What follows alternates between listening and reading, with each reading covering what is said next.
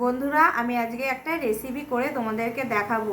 শীতকালে যেমন পিঠা বানায়, ধরো পাটিসাপটা, আমি আজকে তোমাদেরকে পাটিসাপটা বানিয়ে দেখাবো কিভাবে পাটিসাপটাটা বানায়। ঠিক আছে বন্ধুরা, তোমরা তাহলে এবার দেখতে থাকো। এই দেখো, আমি একটা হাতে বাটি নিয়েছি। এই দেখো, বাটি মেপে চালের গুঁড়ো নিচ্ছি।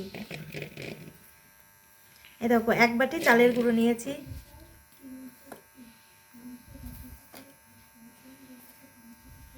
এই দু বাটি চালের গুঁড়ো নিয়েছি। ওর সঙ্গে একটু আটা, মানে আটা বলতে কি ময়দা, আমি পাইল করে নিচ্ছি, তাহলে পাটিসাপটাটা ভালো উঠবে, ভাজতে আমার সুবিধা মতো। এই দেখো, এক বাটি নিয়েছি।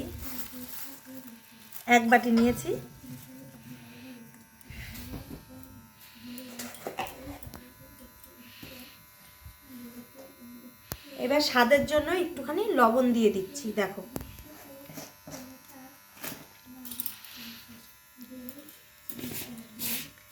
দেখো এটাকে আমি পাইল করে নিচ্ছি। দেখো,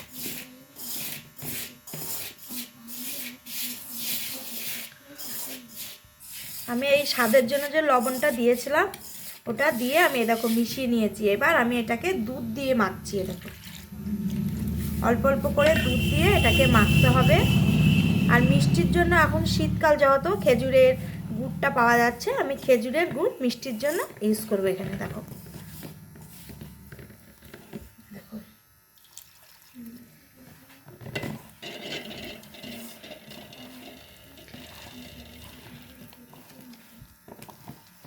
আমি গোলাটাকে দুধ দিয়ে বানিয়ে নিচ্ছি, তাহলে খেতে স্বাদ হবে। জল দিয়ে বানালে অতটা স্বাদ লাগবে না। এরকম গোটা গোটা অংশটা থাকলে কিন্তু হবে না, তাহলে পাটিসাপটাটা উঠবে না। এগুলোকে ভালো করে মেখে নিতে হবে, পুরো মিশিয়ে নিতে হবে, তাহলে পাটিসাপটাটা ভালো উঠবে। এরকম গোটা অংশ থাকলে কিন্তু উঠবে না, দেখেছো? এই দেখো, এরকমভাবে উঠবে না কিন্তু পাটিসাপটাটা। এই দেখো, আমি মিষ্টির জন্য খেজুরের ঝুলা গুড় ইউজ করছি। তোমাদের ইচ্ছা হলে তোমরা পাটালি গুড়টাও ইউজ করতে পারো, তোমাদের খেজুরের ঝোলা গুড়ের দরকার নেই। আমি ঝোলা গুড়টা দিয়ে বানাচ্ছি, যেহেতু শীতের পিঠা, তো শীতের পিঠা একটু ঝোলা গুড় দিয়েই ভালো লাগবে।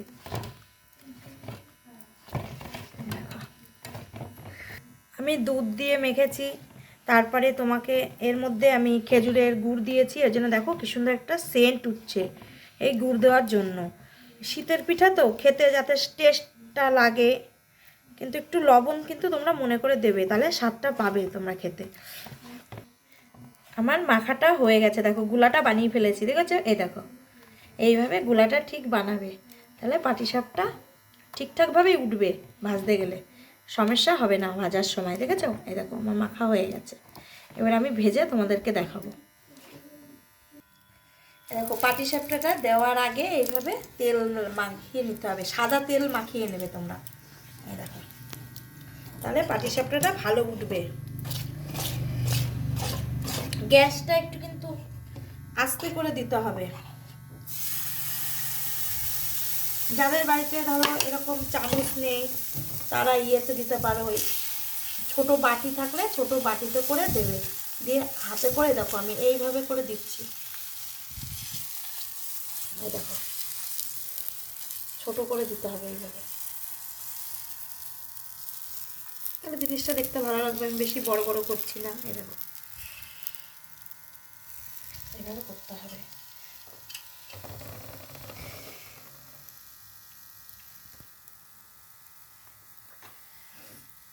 এই দেখো, আমি সন্দেশ দিয়ে বানাচ্ছি। তোমরা চাইলে নারকেলটাকে পুর তৈরি করে করতে পারো।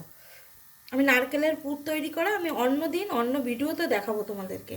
আজকে তোমাদেরকে আমি সন্দেশটা দেখিয়ে দিলাম। তোমরা একটু সাবস্ক্রাইবার করে দিও, একটু লাইক করে দিও। দেখাই আমি আগে তোমাদেরকে।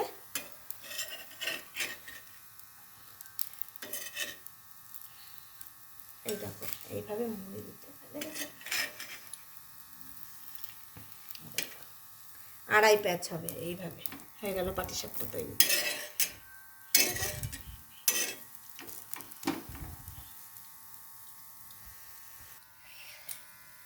দেখো, আমার পাটিসাপটাটা হয়ে গেছে এরকম। বাকি পাটিসাপটাগুলো সব ভেজে নিয়ে তোমাদেরকে আমি আবার ফের দেখাচ্ছি।